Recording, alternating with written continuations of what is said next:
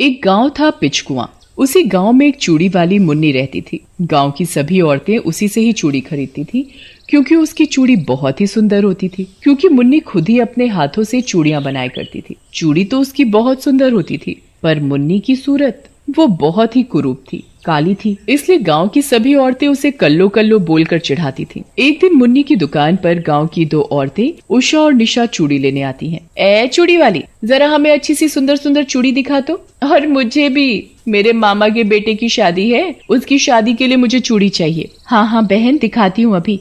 ये देखो, ये चूड़ी तुम पर बहुत ही अच्छी लगेगी। और उषा बहन, ये तुम्हारे लिए, ये तुम पर बहुत खिलेगी।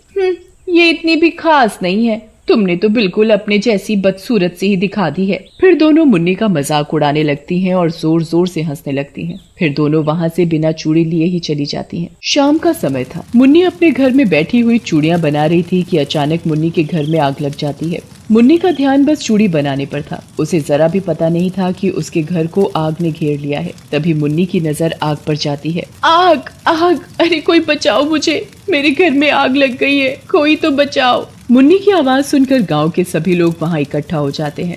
अरे अरे, वो चूड़ी वाली मुन्नी अंदर फंसी है। तो तुम्हें ज्यादा शौक है क्या आग में कूदने का? सोचना भी मत, नहीं तो उसके साथ साथ तुम भी मरोगे। कोई तो आग बुझाओ, नहीं तो वो बेचारी आग में झुलस जाएगी। चलो आग पर पानी डाले मिलकर। तभी शिवराज की पत्नी रचना बोल पड़ती है। चुपचाप खड़े रहो, अभी देखना वो खुद ही बाहर आ जाएगी। कोई भी गांव वाला चूड़ी वाली को नहीं बचाता। सब बस खड़े खड़े तमाशा ही देखते रहते हैं। और थोड़ी ही देर में मुन्नी का घर पूरा राख में बदल जाता है, जिसमें मुन्नी भी जलकर मर जाती है। वो मर तो जाती है, पर मरने के बाद वो चुड़ैल बन जाती है। ये गांव वाले चाहते तो मुझे बचा सकते थे, पर इन लोगों ने मुझे नहीं बचाया। मैं चिल्लाती रही कि कोई तो मुझे बचाओ, पर सभी खड़े खड़े मुझे जलता हुआ देख रहे थे। अब देखना मैं तुम्हारे साथ क्या करती हूँ। चुड़ैल बदले की आग में थी। गांव वालों से बदला लेने के लिए वो फिर से चूड़ी वाली बनती है। कोई गांव वाला उसकी सूरत ना देखे, इसलिए वो घूंघट डालकर अपने सिर पर चूड़ियों से भरा टोकरा लेकर गांव में चूड़ी बेचने जाती है। अब देखना मैं इन सब पर क्या जादू करती हूँ। चूड़ी ले लो चूड़ी, मेरे पास रंग बिरंगी चूड़ियां हैं, ले लो। तभी रचना की नजर उस चूड़ी वाली की चूड़ियों पर पड़ती है। अरे वाह, इतनी सुंदर और चमकदार चूड़ियां। ए चूड़ी वाली, जरा इधर तो आ। बताओ बहन, कौन सी चूड़ी पहनाऊं, लाल वाली या हरी? मुझे तो वो हरी वाली चूड़ी पहना दो। अच्छा, पहले एक बात तो बताओ, ये तुमने इतना लंबा घूंघट क्यों डाला हुआ है? वो हमारे यहाँ घूंघट में ही रहने का रिवाज है, इसलिए। फिर चुड़ैल रचना को चूड़ी पहनाती है। उसे हाथ लगाते ही चुड़ैल उसकी सारी सुंदरता अपने अंदर खींच लेती है और उसे काली बदसूरत बना देती है। पर रचना को इसका जरा भी पता नहीं होता। जब वो चूड़ी पहनकर घर में घुसती है तो रचना का पति चौंक जाता है। कौन हो तुम, और तुम्हें क्या चाहिए हैं? बिना बोले ही तुम तो घर में ही घुसे आ रही हो। अभी तक तो सब ठीक था, पर ये मुझे पहचानने से मना क्यों कर रहे हैं? हाँ हाँ, चलो चलो, निकलो यहाँ से। हे भगवान, इन्हें क्या हो गया जो मुझे पहचान ही नहीं रहे? अजी मैं हूँ, मैं तुम्हारी पत्नी रचना, और कौन? आप ऐसी बात क्यों कर रहे हैं? तुम्हारा दिमाग तो ठीक है, अपनी सूरत देखी है? जरा आईने में जाकर अपनी सूरत देखो। फिर रचना अपनी सूरत आईने में देखती है तो चीख पड़ती है। ये मेरे चेहरे को क्या हो गया? मैं इतनी बदसूरत कैसे हो गई? उसे ना तो उसका पति पहचान रहा था और ना ही गांव की कोई भी औरत। सब लोग उसे दुत्कार कर भगा देते हैं। वो चुड़ैल कुछ दूर पहुंचकर बहुत खुश होती है। अब आएगा मजा। जो मेरे सीने में बदले की आग थी वो थोड़ी कम तो हुई। अगली सुबह चुड़ैल फिर आती है गांव में चूड़ी बेचने। चूड़ी ले लो चूड़ी, मेरे पास हर रंग की चूड़ी है, सुंदर सुंदर। जो इन चूड़ियों को पहनेगा वो अप्सरा लगेगी, अप्सरा। तभी गीता की नजर उस चूड़ी वाली पर पड़ती है। ओ चूड़ी वाली, जरा रुक तो, जरा दिखा तो, तेरे पास सच में ऐसी भी कोई चूड़ी है जिससे मैं अप्सरा जैसी दिखूंगी? हाँ, मैं सच बोल रही हूँ। ये देखो कितनी सुंदर चूड़ी है, हीरे की तरह इसकी चमक तो देखो। वाह, ये तो बहुत ही सुंदर है। अब तुम जल्दी जल्दी ये चूड़ी बांध कर मुझे दे दो। किसी भी तरह मुझे इसे चूड़ी पहनानी पड़ेगी। अगर मैंने ये सारी चूड़ी बांध कर दी तो मैं इसे छू कैसे पाऊंगी और इसे बदसूरत कैसे बनाऊंगी? तभी, ऐसे कैसे बांध दूं चूड़ी? ये जो तुम्हारे कोमल कोमल हाथ हैं, इनकी सुंदरता बढ़ाओ और इन्हें अभी पहन लो। अच्छा ठीक है, तुम इतना बोल ही रही हो तो पहना दो फिर ये चूड़ी। फिर चुड़ैल उसके साथ भी वैसा ही करती है। उसे हाथ लगाते ही उसका सारा रूप अपने अंदर खींच लेती है। मेरा काम अब खत्म, मैं चलती हूँ। एक एक कर मैं उन सभी औरतों को बदसूरत बना दूंगी जो मेरा बहुत मजाक उड़ाया करती थी। अभी जाकर ये चूड़ियां पड़ोसन को दिखाती हूँ और जलाती हूँ उसे। पूजा बहन जरा बाहर तो आओ। क्या हुआ, इतना शोर क्यों मचा रखा है? बाहर आते ही पूजा जब गीता की सूरत देखती है तो बहुत हंसती है। अभी अभी कहीं कीचड़ में गिरकर आ रही हो क्या? तुम ऐसा क्यों बोल रही हो? मैं तो तुम्हें अपनी ये चूड़ियां दिखाने आई थी। तुम तुम तुम तुम किसी चुड़ैल से कम नहीं दिख रही।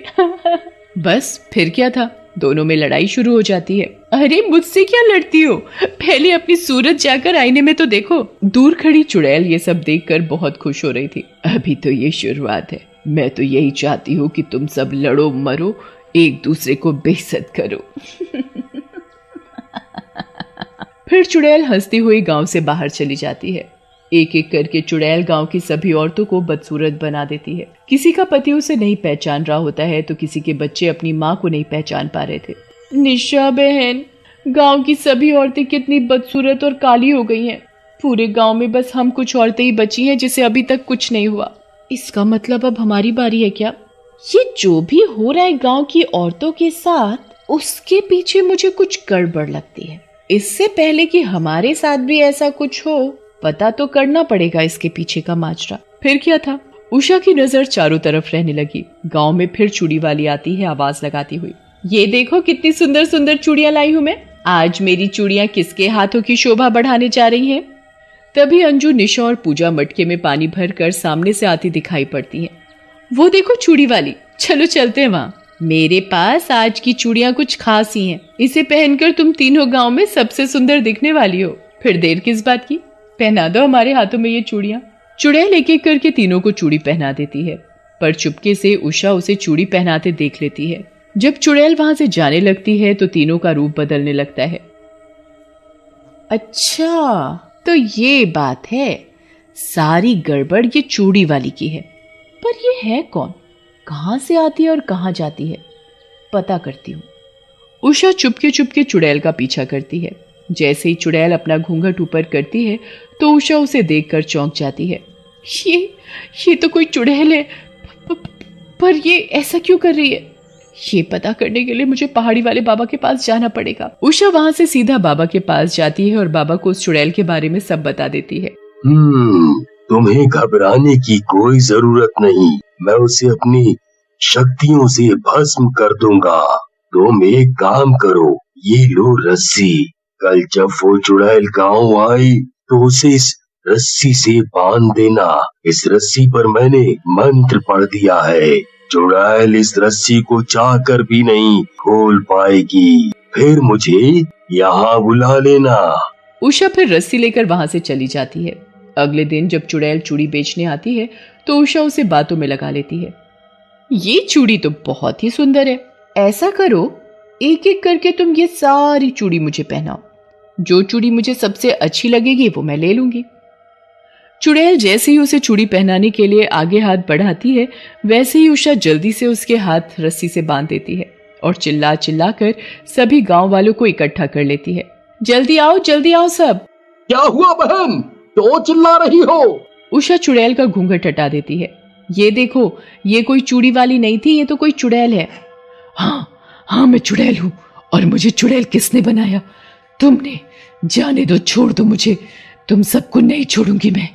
जैसे मैं जली थी वैसे ही तुम सब भी जलोगे। क्या मतलब है तुम्हारा? मैं वही मुन्नी चूड़ी वाली हूँ। जब मैं जल रही थी, तड़प रही थी, उस समय कोई भी गांव वाला आगे नहीं आया मुझे बचाने, और तुम्हारी पत्नियां मुझे हमेशा चिढ़ाती रही कल्लो कल्लो बोलकर। देखो मुन्नी, जो भी तुम्हारे साथ हुआ वो बहुत बुरा हुआ, पर ये देखो ना, वो आग खुद से लगी थी। इसमें गांव वालों की कोई गलती नहीं है। नहीं, मैं सबको मार दूंगी, जला दूंगी। इतने में उषा वहां पहाड़ी वाले बाबा को बुला लाती है। बाबा अपनी पोटली से भस्म निकालता है और उस चुड़ैल के ऊपर छिड़क देता है। उस चुड़ैल के ऊपर भस्म पड़ते ही चुड़ैल गायब हो जाती है और सभी औरतें पहले जैसी हो जाती हैं।